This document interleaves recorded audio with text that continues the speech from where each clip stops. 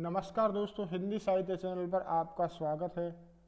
दोस्तों, आज की वीडियो में हम बात करेंगे राजस्थान का जो चर्चित किसान आंदोलन था, बिजोलिया किसान आंदोलन, इसके बारे में डिटेल से चर्चा करेंगे और ग्राफिक के माध्यम से और ट्रिक के माध्यम से आपको अच्छी तरह समझाने का प्रयास करेंगे एक नॉर्मल भाषा में, ताकि आप अच्छी तरह से इसको याद कर पाओ। इस वीडियो से पहले दोस्तों, राजस्थान के जो किसान आंदोलन और जनजातीय आंदोलन है, उनके जो 3 वीडियो अपलोड किए जा चुके हैं, उनमें मैंने महत्वपूर्ण जो प्रश्न है वो सिलेक्ट किए थे, उनके बारे में चर्चा की थी, वो भी आप चैनल पर देख सकते हो। तो चलिए दोस्तों, ज़्यादा समय खराब ना करते हुए चलते हैं अपने टॉपिक पर। आज का हमारा वीडियो का जो मेन टॉपिक होगा राजस्थान का बिजोलिया किसान आंदोलन।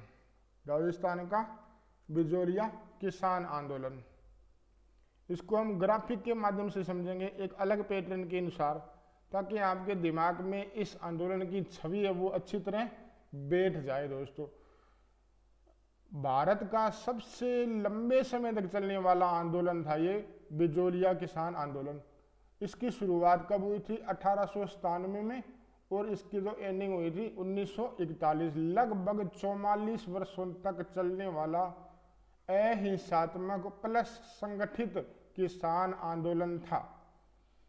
अब देखिए, बड़े बड़े थोड़ा इसका जो फैक्टर देख लेते हैं कि क्या कारण रहे, क्या परिणाम, किस प्रकार ये चला, उसके बाद में पूरी डिटेल से हम पढ़ेंगे। शुरुआत इसकी वर्ष 1897 ईस्वी से मेवाड़ क्षेत्र के बिजोलिया ठिकाने में हुई थी। तो दोस्तों,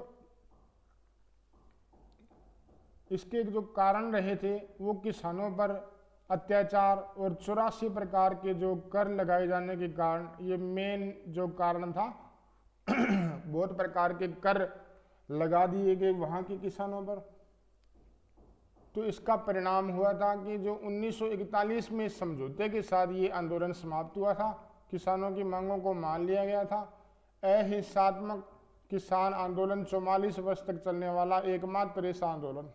ठीक है दोस्तों, तो आपको ये पूरा का पूरा आंदोलन में चरणों के हिसाब से समझाऊंगा। दोस्तों, 3 चरण है इस किसान आंदोलन के। प्रथम चरण, द्वितीय चरण और तृतीय चरण। पहला जो चरण था उसका टाइम था 1897 से 1916 तक, और दूसरा चरण था उसका टाइम था 1916 से 23 तक, और 27 तीसरा चरण था 27 से 41 तक। थोड़ा बहुत एक आधे इसमें जो डेट जो सन के अंदर थोड़ा फर्क हो, इसमें कोई दिक्कत नहीं है। मोटे मोटे तौर पर आपको 3 चरण इसके बांटने। पहला जो चरण है साधु सीताराम दास के द्वारा नेतृत्व किया गया था। द्वितीय चरण, उसमें नेतृत्व किया गया था विजय सिंह पथी के द्वारा, और तृतीय जो चरण था उसमें माणिक्य लाल वर्मा ने नेतृत्व किया। साथ में जमुना लाल बजाज व हरिभाऊ उपाध्याय ने भी कुछ टाइम के लिए नेतृत्व किया था। तो दोस्तों, तीनों चरणों को हम पूरी डिटेल से पढ़ेंगे और अच्छी एक कहानी के माध्यम से बिल्कुल ही नॉर्मल भाषा में इस आंदोलन को पूरा करेंगे दोस्तों। तो चलिए दोस्तों, शुरुआत करते हैं हम पहले चरण की। अब देखिएगा, पहला चरण, एक तो आपको ध्यान रखना है कि पहला जो चरण है वो 1897 से लेकर 1916 तक है ना। कहीं कहीं आपको 1915 मिलेगा, इसमें आपको कोई भी दिक्कत नहीं है। बड़े बड़े जो वर्गीकरण के आधार पर ये जो मोटा मोटा वर्गीकरण आपको ध्यान रखना है कि ये 3 चरण है, कब से कब तक है। ठीक है दोस्तों। बिजोलिया ठिकाने का संस्थापक देखिए। अब देखिए, सबसे पहले किसकी बात करेंगे? बिजोलिया। ये जो बिजोलिया था वो उस समय मेवाड़ का, किसका? मेवाड़ का प्रथम श्रेणी का ठिकाना था बिजोलिया।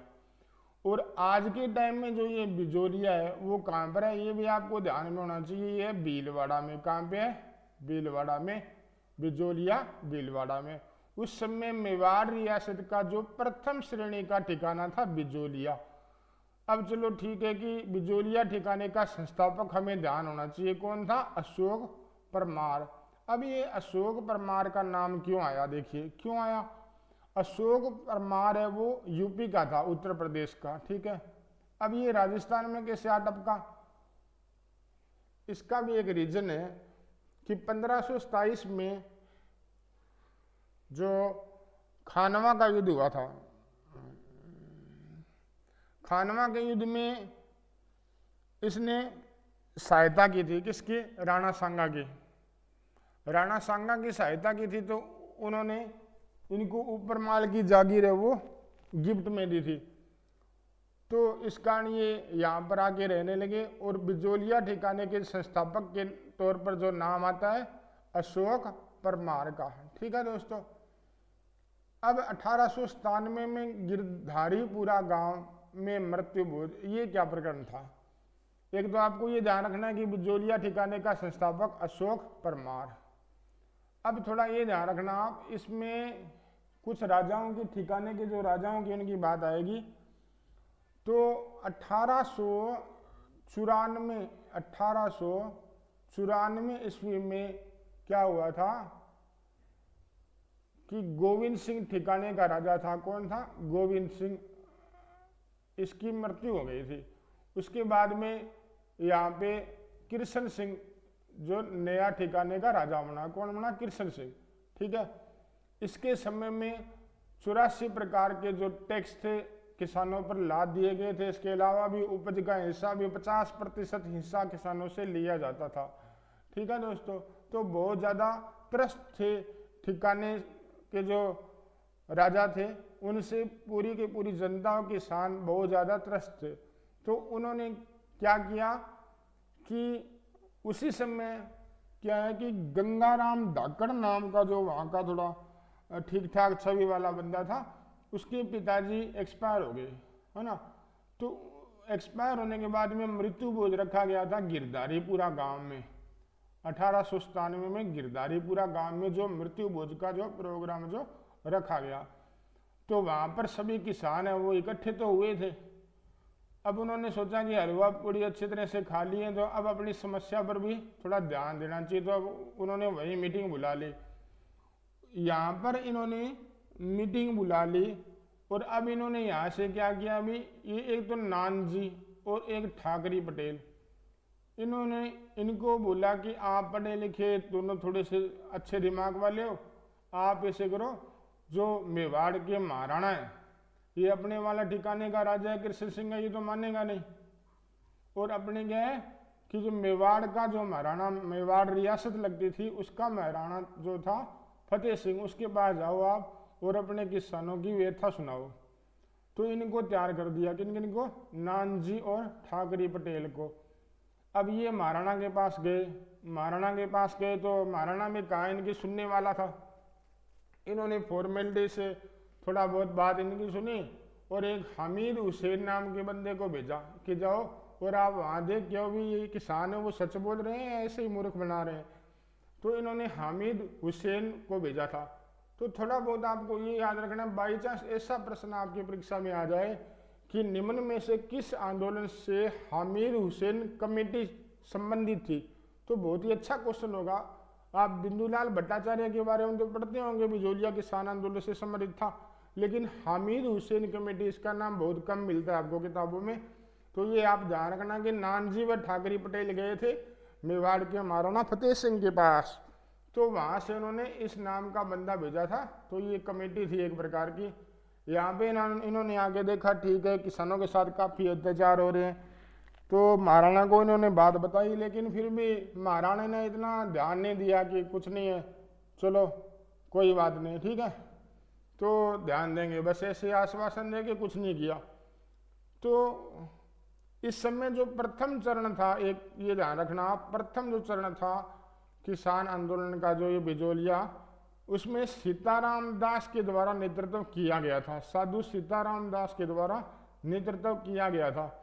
इनके साथ 3 और प्रमुख किसान थे, इनका नाम आप ध्यान रखना। एक बार आरपीएससी के पेपर में ये प्रश्न में आया था कि निम्नलिखित में से कौन से जो किसान नेता है वो बिजोलिया किसान आंदोलन से जुड़े हुए थे। तो सीताराम दास का तो आपको पता है कि प्रथम चरण में इन्होंने नेतृत्व किया था, लेकिन प्रेमचंद भील, एक तो ये नाम, एक फतेह कर्ण चारण और एक ब्रह्मदेव कुमावत, ये 3 बंदे और थे, 3 किसान इनके साथ और थे। इनको याद करने की ट्रिक है दोस्तों, प्रेम, प, फ और ब, मतलब कर्मानुसार पै से प्रेमचंद और फै से फतेहकरण और बै से ब्रह्मदेव कुमावत। तो ये तीनों ये किसान नेताओं के नाम आपको याद रखने हैं, क्योंकि एक सीताराम दास के साथ इनका काफ़ी सहयोग किया था। ठीक है दोस्तों, तो उसके बाद में आगे क्या हुआ, इसके बाद में क्या प्रक्रिया होती है कि ये जो पहले चरण का जो किसान जो आंदोलन ये चल रहा था, इसमें प्रमुख घटना क्या घटी थी कि इससे ज़्यादा उग्र हो गए वहाँ के किसान। अब ये देखिएगा, प्रथम जो चरण था उसको आपको याद रखना 1897 से 1916 के बीच में था। अब ये प्रमुख घटनाएं क्या हुई 1903 ईस्वी में। अब क्या हुआ कि 1897 में जब ये गिरधरपुरा गांव के अंदर मीटिंग वगैरह हुई तो महाराणा के पास उन्होंने नानजी ठाकरे पटेल को भेजा। उससे थोड़ा ये जो कृष्ण सिंह था ये थोड़ा नाराज हो गया था। नाराज होने के बाद इसने सोचा कि इन किसानों को ऐसे तो बात नहीं बढ़ेगी। इन्होंने 1903 ईस्वी में चमरी कर लगा दिया। कौन सा कर लगा दिया? चमरी कर। अब देखिएगा 1903 ईस्वी में राव कृष्ण सिंह ने चमरी कर लगाया, ये 5 रुपये। और चमरी कर में कितने रुपए किसानों को देने पड़ते थे? 5 रुपये। किसी भी किसान के घर किसी बेटे की शादी हो तो शादी के ऊपर ये टैक्स लगा हुआ था, चमरी कर 5 रुपये। कहीं कहीं किताबों में आपको 13 भी मिलेगा, लेकिन ऑथेंटिक जो है वो 5 रुपये ही है। ये 5 रुपये का नोट भी दिखाया, लेकिन उस समय 5 रुपये बहुत होते थे दोस्तों। 1903 के अंदर तो 5 रुपये में पूरे साल का जो राशन है वो पूरा घर में पूरा का पूरा राशन से बैग भर भर के ले आते तो भी 5 रुपये में आ जाता था। उस समय बहुत थे 5 रुपये। आज के समय में तो 5 रुपये में क्या है कि अगर किसी मंदिर में जाएं तो किसी दुकान वाले से प्रसाद लें, वो भी मना कर देता है कि 5 रुपये का प्रसाद है, वो नहीं आता, कम से कम 10 का मिलेगा। तो दोस्तों इसके बाद में जो चमरी कर लगा दिया, तो चमरी कर लगाने के बाद में किसान काफ़ी नाराज हो गए। ठीक है, तो लगभग 200 बेटियों को किसानों ने क्या किया, लगभग 200 अपनी बेटियां जो शादी करने की उम्र की थी उनको लेके इस ठिकाने के कृष्ण सिंह के पास गए कि साहब ऐसे मत करो आप, और हमारे जो बेटियों के जो शादी में चमरी करे ये बहुत गलत है और ये हटा दो आप। तो इस कृष्ण सिंह ने सीधा उनको कहा था कि जाओ और बाजार में अपनी बेटियों को बेच दो और जो पैसे उससे बेचने पर मिले उससे चमरी कर जमा कराओ। तो वहाँ के किसान है वो काफ़ी नाराज हो गए। तो उन्होंने क्या है कि फिर वो ज़्यादा नाराज हो गए तो उन्होंने अपने खेतों में हल चलाने से इनकार कर दिया, और ऐसे करके दिक्कत हो गई। कृष्ण सिंह को भी पता चल गया कि किसानों ने हल बंद कर दिए तो हमारे को कमाई कैसे होगी।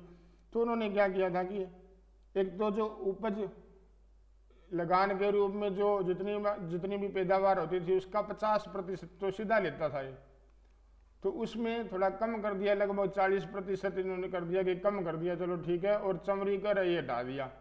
तो थोड़े किसान राज्य हो गए, ठीक है कुछ ना कुछ तो हमारे को रियायत मिली। अब थोड़ा आगे चलते हैं, तो उसके बाद में 1906 ईस्वी में राव पृथ्वी सिंह जब उत्तराधिकारी के रूप में इस कृष्ण सिंह के बाद में ठिकाने का राजा बना, तो इसने उस समय तलवार बंधाई नाम का एक टैक्स और लगा दिया।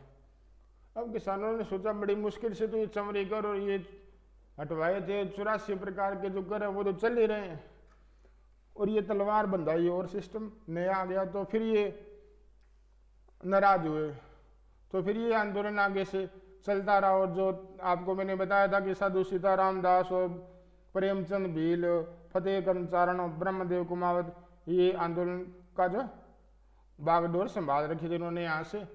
अब आपको थोड़ा एक ये याद रखना है कि 1903 में राव कृष्ण सिंह के समय चमरी कर लगा, 6 में पृथ्वी सिंह के समय तलवार बंधाई का जो कर लगाया गया। ठीक है, तो आपको याद रखना है कि कृष्ण सिंह के समय चमरी कर लगा था और पृथ्वी सिंह के समय तलवार बंधाई। इसके लिए मैंने आपको ट्रिक बनाई है दोस्तों।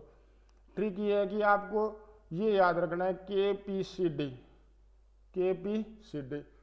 जैसे किसी कैपेसिटी का मतलब रेंज, कोई भी किसी प्रकार की रेंज, जिससे अपन कहाँ कोई भी मार्केट में सामान खरीदने या कोई प्रोडक्ट खरीदने जाते हैं तो दुकानदार जो पूछता है कैपेसिटी क्या है आपकी, क्या रेंज, तो कैपेसिटी का मतलब होता है दायरा।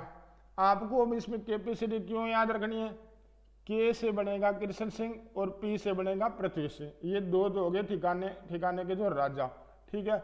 और सी से होगा चमरीकर और टी से होगा तलवार बंदाई।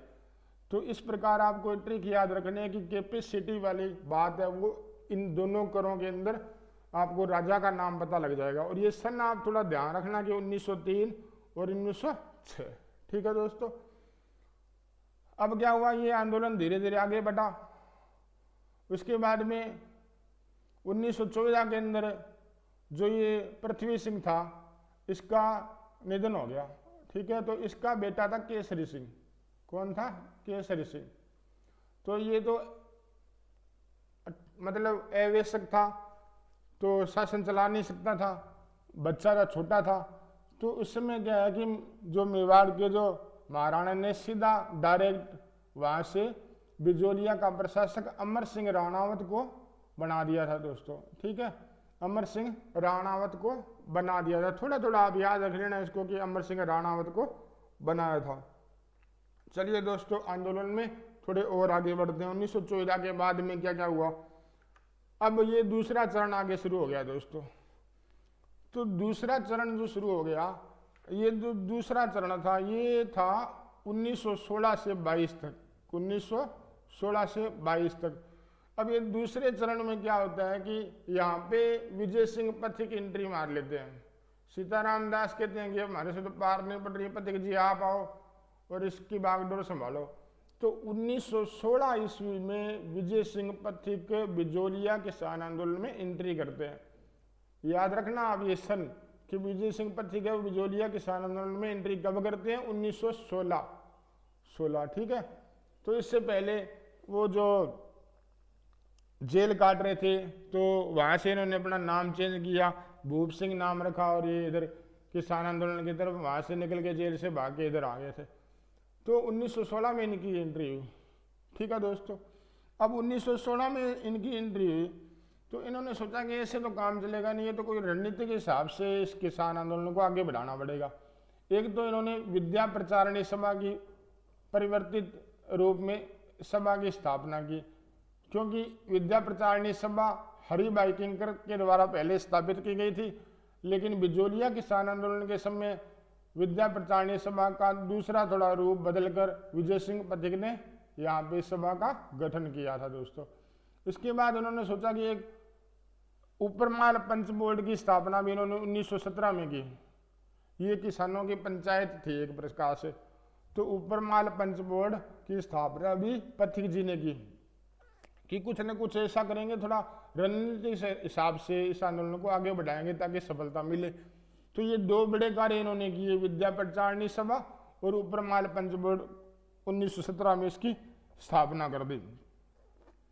और इसी समय क्या है, इसी समय जब आंदोलन चल रहा था तो माणिक्यलाल वर्मा भी थोड़ा इनमें योगदान दे रहे थे आंदोलन में। इनके द्वारा जो पंछीड़ा गीत था, पंछीड़ा गीत आपने सुना होगा, और एक प्रज्ञाचक्षु भंवरलाल स्वर्णकार थे, वो भी गांव गांव में जाके कविता सुना के इस आंदोलन के बारे में, किसानों के अत्याचारों के बारे में लोगों को जागरूक करते रहते थे, ठीक है दोस्तों।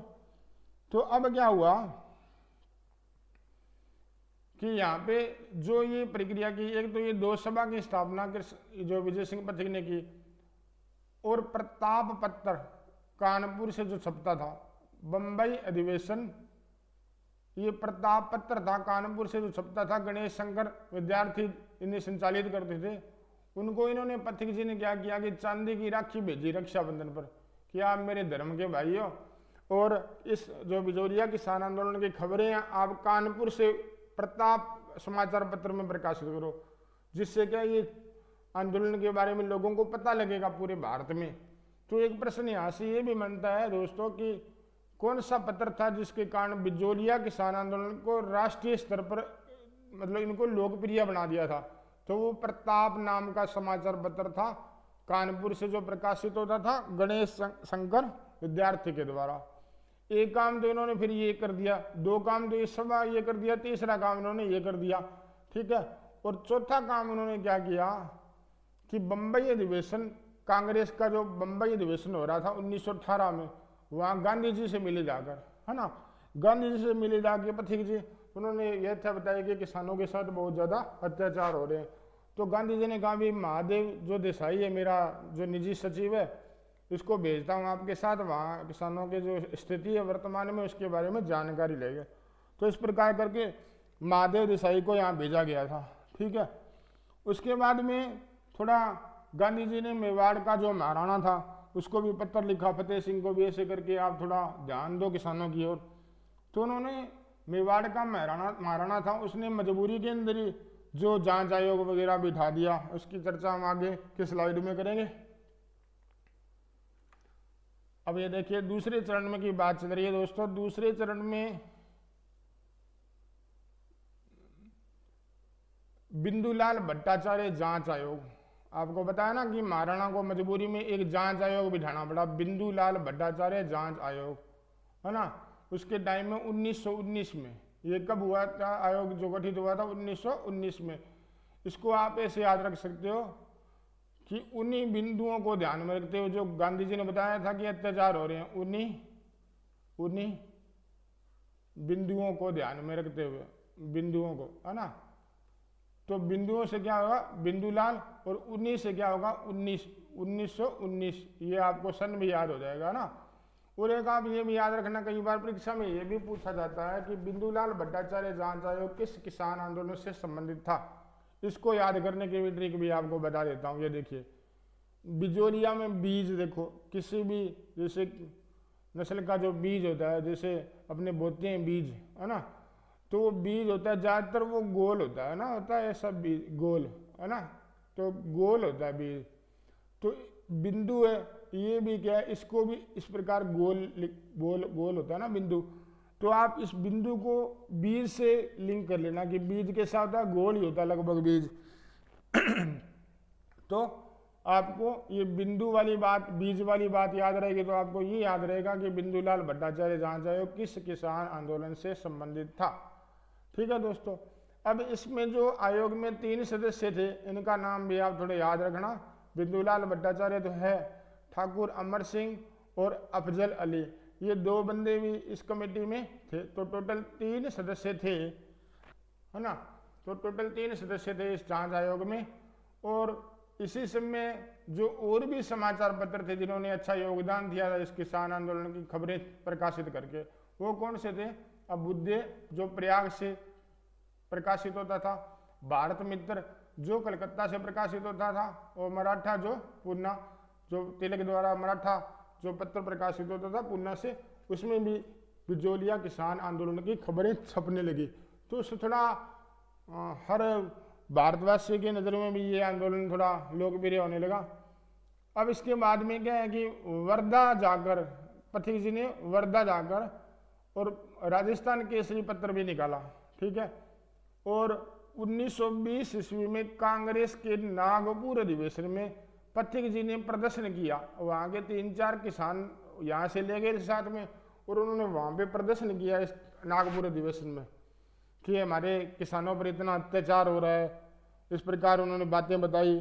तो थोड़ा कांग्रेस अधिवेशन में भी थोड़ी चर्चा हुई कि ये बहुत ज़्यादा दिक्कत है ना। तो इस प्रकार ये आगे की प्रक्रिया इस आंदोलन में चलते रही दोस्तों। अब अगली स्लाइड में एक तो जांच आयोग जो आपको बताया कि बिंदुलाल भट्टाचार्य जांच आयोग, वो इसमें किसान आंदोलन की जांच करने के लिए बनाया गया था। ठीक है, 1919 में। उसके बाद में राजपुताना मध्य भारत सभा, एक ध्यान रखना, राजस्थान सेवा संघ और राजस्थान मध्य भारत सभा, इन दोनों की एंट्री हो चुकी थी आंदोलन में। इन्होंने काफी सहयोग किया था बिजोलिया किसान आंदोलन में, है ना।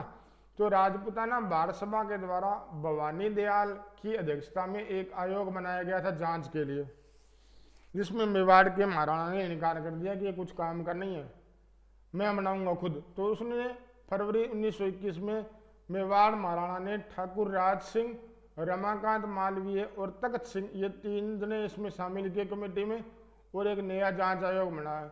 अब इन्होंने करना कराना क्या था, बस वही फॉर्मेलिटी थोड़ी बहुत इन्होंने इधर उधर करके और अपना टाइम निकाल लिया। ठीक है दोस्तों। उसके बाद में जो प्रमुख जांच आयोग द्वितीय चरण के अंदर ही जो जहाँ जाएगा बेटा उसके बारे में चर्चा करते हैं दोस्तों। तो राजपूताना के एजीजी उस समय थे रॉबर्ट होलैंड बिजोरिया है। अब ये रॉबर्ट होलैंड, मैंने आपको थोड़ा याद रखने के लिए चित्र भी, होलैंड ट्रैक्टर होता ना उसका, कि ये होलैंड ट्रैक्टर लेके आए कौन, रॉबर्ट होलैंड। और आकर उन किसानों को बोला कि थोड़ा आप भी कोशिश करो, कुछ हम भी कोशिश करें, तो क्यों बेटी का बापो क्यों ये बढ़ा रखियो ज़्यादा, तो इन्हें थोड़ा सा आपा समझौतो कर लेना ढंगो। तो यहाँ करके रॉबर्ट होलैंड ने थोड़ा समझाया।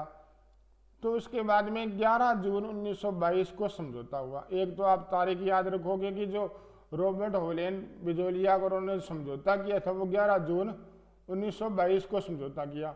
इसमें क्या है, 35 कर माफ कर दिए गए और अन्य भी कोई लागत, कोई कर वगैरह उनमें कमी कर दी, ठीक है। तो उसके बाद में ये आंदोलन थोड़ा ठंडा पड़ा, लेकिन चलता रहा, पूरा नहीं हुआ अभी तक, अभी चल रहे हैं आगे। उसके बाद में तीसरा चरण शुरू हो जाता है दोस्तों। तो तीसरे चरण में क्या होता है कि तीसरे चरण में अभी आपको बता रहा हूं दोस्तों इस स्लाइड में, तीसरे चरण में होता है ऐसे कि पथिक व रामनारायण चौधरी में मतभेद हो जाते हैं। अब आप सोच रहे होंगे यार मतभेद क्यों हुए थे, क्या कारण था। थोड़े यहाँ पे पथिक जी गलती कर गए थे। गलती ऐसे करके तो उन्होंने किसानों को कहा कि आप अपनी अपनी जमीनें वो ठिकानेदार राजा को सौंप दो। उनको कह दो भी हम खेती नहीं करेंगे, छोड़ दिए उन्हें खेती, हम तो ऐसे मजदूरी करके टाइम निकाल लेंगे। तो ये गलती पड़ गई भारी। अब किसानों ने अपनी ज़मीन है वो ठिकाने के राजा को दे दी, और ठिकाने के राजा ने सामंतों को बेच दी, बोली नीलामी करके उन ज़मीनों को बेच दिया। तो किसान ठगे से महसूस करने लगे। तो इस कारण रामनारायण चौधरी थे, उनसे इनके मतभेद हो गए, ठीक है दोस्तों, मतभेद हो गए और पथिक जी आंदोलन से अलग हो गए। अब बड़ी बात यह है कि 1927 में, कब, 1927 ईस्वी में पथिक जी इस आंदोलन से लगभग अलग हो गए, ठीक है। क्योंकि गलती तो हो गई थी, लेकिन उन्होंने फील भी किया थोड़ा, इन्होंने ये सोचा कि अपमानित महसूस कर रहा हूँ मैं, तो ये यहाँ नहीं रहना चाहिए, तो उन्होंने अलग हो गए। अब क्या हुआ, यहाँ पर माणिक्यलाल वर्मा वगैरह थे जो, और इनके आग्रह पर क्या कि जमुनालाल बजाज और हरिबाबू उपाध्याय के हाथ में आंदोलन की बागडोर संभाल ली गई कि आप थोड़ा इसको संचालित करो आगे। तो थोड़े टाइम तो उन्होंने किया, उसके बाद में माणिक्यलाल वर्मा को ही अपना प्रधान नेता किसानों ने चुन लिया, है ना। उसके बाद प्रदर्शन वगैरह हुए तो माणिक्यलाल वर्मा को भी जेल में डाल दिया गया और काफ़ी किसानों को भी जेल के अंदर डाल दिया गया। तो करते करते अब ये जो आंदोलन है वो विस्तार में जाने लगा। तो वहाँ के मेवाड़ के जो उस समय भोपाल सिंह थे महाराणा थे, और मेवाड़ के जो प्रधानमंत्री थे टी विजय राघवाचार्य, कौन, मेवाड़ के जो प्रधानमंत्री थे टी विजय राघवाचार्य। तो उन्होंने सोचा कि थोड़ा किसानों के बीच में और सरकार के बीच समझौता करवा देते हैं। तो उन्होंने क्या है कि एक तो मोहन सिंह मेहता, ये राजस्व मंत्री था उस समय, ठीक है, मेवाड़ में। तो और ये विल्किंसन ये भी कोई ब्रिटिश रेजिमेंट का सदस्य था, कोई अधिकारी था। तो इनको भेजा कि आप जाके तो किसानों और मतलब सरकार के बीच में समझौता कराओ। तो उन्होंने 1941 में समझौता करवा दिया, और जो भी कर वगैरह जो सारे हटा दिए गए किसानों के ऊपर से, और इस प्रकार ये जो आंदोलन है वो 1941 ईस्वी में एंड हो गया दोस्तों। तो पूरी की पूरी कहानी आपको बड़े रूप में आपको और कुछ डीपली तौर पर भी आपको इस आंदोलन में बताई दोस्तों। एक आप इसमें ये ध्यान रखना कि अगर आपसे परीक्षा में ऐसा प्रश्न पूछा जाए कि बिजोलिया, जो बिजोलिया है ये किसान आंदोलन के जनक कौन थे, तो आपको सीधा उत्तर देना सीताराम दास। और आपसे सीधा ये पूछे कि राजस्थान में किसान आंदोलन का जनक कौन है, तो आपका उत्तर आएगा विजय सिंह पथिक, ठीक है दोस्तों। ये दो बातें आप विशेष तौर पर ध्यान रखना। बिजोलिया का जनक पूछे तो सीताराम दास, क्योंकि प्रथम चरण में इनके द्वारा ये नेतृत्व किया गया था। और अगर राजस्थान में किसान आंदोलन का जनक पूछा जाए तो विजय सिंह पथिक। उसके अलावा एक जानकारी आपको दोस्तों और भी दे दूं मैं कि एक नारायण पटेल का नाम भी आता है दूसरे चरण में, उन्होंने भी कुछ भूमिका निभाई थी नारायण पटेल। तो आपसे सीधा प्रश्न ये पूछा जा सकता है कि नारायण पटेल किस आंदोलन से संबंधित थे? कौन? नारायण पटेल। नारायण पटेल जिस प्रकार शुरू के अंदर आंदोलन में थे ना नानजी व ठाकरी पटेल, तो ये नारायण पटेल भी बाद में आंदोलन में इन्होंने हिस्सा लिया था, तो ये भी बिजोलिया किसान आंदोलन से जुड़े हुए थे। तो धन्यवाद दोस्तों, इस पूरे टॉपिक से और राजस्थान किसान आंदोलन से संबंधित वीडियो भी, जो प्रश्नोत्तर के वीडियो वो भी चैनल पर डाल दिए गए हैं, वो भी आप देख सकते हो। आज के इस पूरे वीडियो में आपको कैसा लगा, इस आंदोलन के बारे में जानकारी आपको कैसे लगी, आप कमेंट बॉक्स में ज़रूर बताइएगा, क्योंकि हमारे तरफ से भी जितनी मेहनत हो सकती थी उतनी मेहनत हमने की। अब आपकी तरफ से जो भी मोटिवेशन हमें मिलेगा तो हम और भी अच्छी अच्छी चीज़ें आपके लिए लाते रहेंगे। धन्यवाद दोस्तों, आज के वीडियो में इतना ही, जल्द मिलेंगे। जय हिंद, जय भारत।